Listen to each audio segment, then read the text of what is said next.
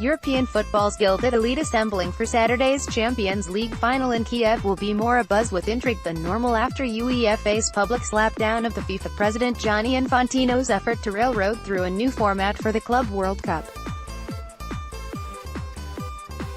Increasingly influential in the thick of it will be Andrea Agnelli, fourth-generation scion of the famed Fiat and Juventus-founding dynasty, chairman of Juve since 2010 and, since September, of the powerful European Club Association (ECA). Trim in his grey pinstripe suit, talking assuredly at the Guardian offices this week while in London for a board meeting of Fiat Chrysler, turnover €111 billion last year, the 42-year-old Agnelli came to bury Infantino's grand plan. But, as he explains, it becomes clear that he sees this row as a mere squall in a 6-year quest towards his own vision, which many in football may find more challenging, its ambition no less than a big project in reshaping European football. His proposed reordering is clearly thought out already, for the top clubs to play more European prestige games, and make more money, by expanding the Champions League format. He argues the European elite should play fewer games in their national leagues, which should reduce the number of clubs, even divisions. This prospect has barely been raised in England, where the so-called Big Six clubs are more immediately trying to secure a greater share of their own league's international TV millions. But Agnelli repeatedly emphasizes that top Premier League teams are involved in the discussions. "We all want more international, European games and less domestic, combined with an overall reduction of games because we don't want to go over a certain number. And we said, let's come up with a proposal." Agnelli suggests the expansion should keep 32 clubs qualifying for the Champions League, but have 4 groups of 8 teams in the opening stage instead of 8 of 4. That would mean each club plays at least 14 matches, 8 more than the current 6. Asked what this will mean for national leagues, Agnelli appears comfortable with them being further undermined. "You could say that whoever participates in the expanded Champions League has to play in the National League with 6 U21 or U23 players," he suggests, but adds the qualifier, "But it's brainstorming because there isn't a project at the moment." There is the suspicion that European clubs such as Juventus might see such expansion of the Champions League as a way to bridge the financial gap with the Premier League, whose £8.4 billion 2016-19 TV deal dwarfs them all.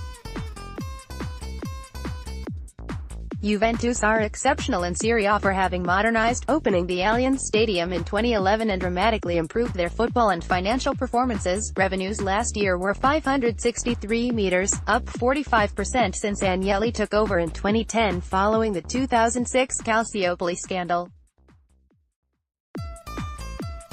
This season's Scudetto is the club's 7th in a row, as Serie A becomes, like most European leagues, much less competitive. Agnelli argues that other Italian clubs must improve their competences, and a new chief executive, shortly to be appointed, must overhaul the domestic league's fortunes. In Serie A, the product has come to one of its lowest moments, he says. The Agnellis still own 64% of Juventus, which was taken over in 1923 by Andrea's grandfather, Edoardo, primarily as a bonding experience for Fiat employees in Turin. Andrea describes the family's attachment as, first and foremost, pure passion, with an emphasis on a core of Italian players, captained, until his final game for the club this month by the goalkeeping great Gianluigi Buffon, who is godfather to Agnelli's 1-year-old daughter, Livia. He describes Juventus and Fiat, of which the Agnellis hold a 30% stake in the merged carmaker with Chrysler, as literally part of the DNA of the family. Yet, as the club's chairman in the era of football's huge commercialization, he talks about Juventus in the language of business. Whether we are Man United, Real Madrid, Juventus, or Legia Warsaw, Sporting Lisbon, and Anderlecht, we all want more international exposure, to develop our brands. Today everything is about brand exposure, he says. Manchester City and Manchester United were among the clubs invited by FIFA to listen to proposals for an enlarged Club World Cup and the League of Nations. Photograph, Ollie Scarf, AFP, Getty Images. Agnelli envisages the new format being a part of reordering the football calendar after its current schedule and the agreed Champions League formats run out in 2024. He talks also of harmonization, of transfer windows and refereeing, and a mandatory summer month of rest for the players. Challenged that this plan sounds like another European breakaway venture by the already rich clubs, Agnelli does not deny the suggestion. But I think if we manage to find some grounds in which we can discuss this with the European national football associations, the European leagues, UEFA and the clubs, I think it's just a normal evolution you would have in the game. His perspective on the row with Infantino is that they were beginning to discuss this proposed general reshaping of football over the next 6 years when the FIFA president suddenly produced his plan for an enlarged Club World Cup and the League of Nations, backed by a promised $25 billion minimum guarantee from unnamed investors. The Japanese bank SoftBank has not confirmed reports that it was fronting the consortium, whose identities were kept confidential by agreement. Infantino told the FIFA Council there was a 60-day deadline for agreement, and sought to have the plan approved in March.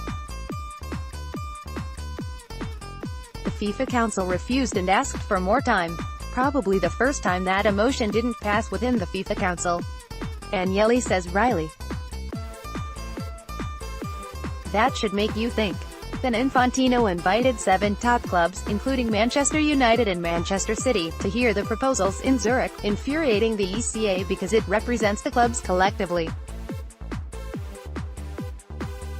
Juventus were invited, but Agnelli says he told Infantino in advance he was opposed, and another senior executive, the head of public affairs, Stefano Bertola, went instead of him.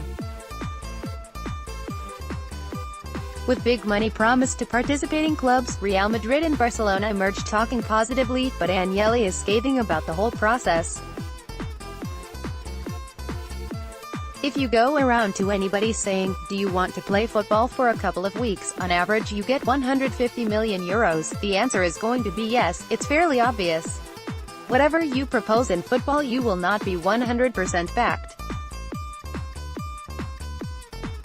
The point is the stakeholders should sit and discuss it." He describes as dodgy the financial projections, which were to remain at $3 billion for each tournament, and not increase over 12 years, and as tricky the apparent plan for the investors to share with FIFA 50% of any profit. While acknowledging that the Club World Cup could do with improvement, Agnelli says this is too important for the future of football than to enter it with no information, blindfolded. Asked if he thinks Infantino was seeking to expand FIFA's sphere of influence by drawing in more clubs, Agnelli replies, probably he was looking at that. But as I told him, the better idea is thinking about what is the role of FIFA, the governing body. FIFA should be a governing body about good practices, not about entering commercial joint ventures with unknown investors. After the FIFA corruption scandals culminating in the 2015 arrests and U.S. prosecutions, Agnelli says he expected FIFA under Infantino to embrace good governance, but argues this proposal was reminiscent of the old ways. "I am surprised the way they are behaving at the moment," he says. This week the ECA has sent a strong letter to FIFA complaining that several national FAs are calling up players for the World Cup too early, and he refers with bewilderment to the recent proposal at FIFA for the 2022 World Cup in Qatar to be expanded to include 48 teams.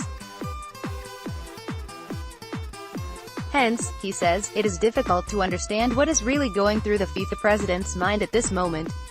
Infantino shelved his plan this week, having accepted that the resistance from the FIFA Council, clubs and UEFA, whose Professional Football Strategy Council issued a statement expressing serious reservations, made pushing it through untenable. returning again to his own unabashedly commercial plans, and the prospect of resistance to them is another club breakaway project. Agnelli says, "Whatever you propose in football you will not be 100% backed. The point is the stakeholders should sit down and discuss it. You have competitive balance, problems, polarization, we want to sit down and talk about it. This would be under UEFA auspices, and there would be financial solidarity mechanisms.